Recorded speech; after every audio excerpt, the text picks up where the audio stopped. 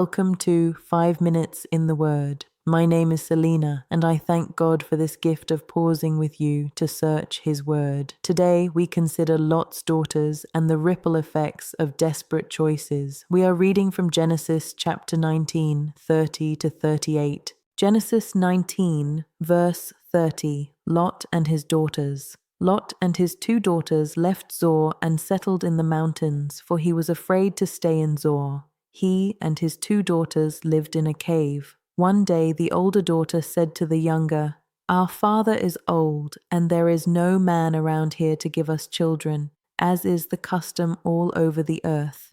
Verse 32, "Let's get our father to drink wine and then sleep with him and preserve our family line through our father." That night they got their father to drink wine, and the older daughter went in and slept with him. He was not aware of it when she lay down or when she got up. The next day, the older daughter said to the younger, "Last night I slept with my father. Let's get him to drink wine again tonight, and you go in and sleep with him so we can preserve our family line through our father."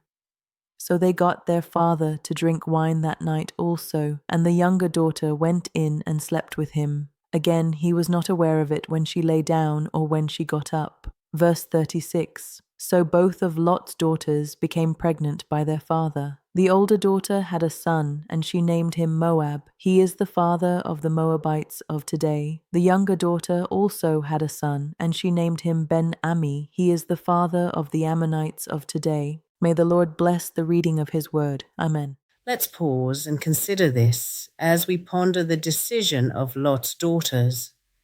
Desperation without faith in God often drives us into painful decisions.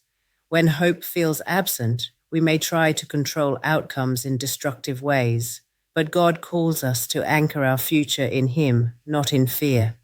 Today's memory verse, so both of Lot's daughters became pregnant by their father. Genesis 19:36. God bless you.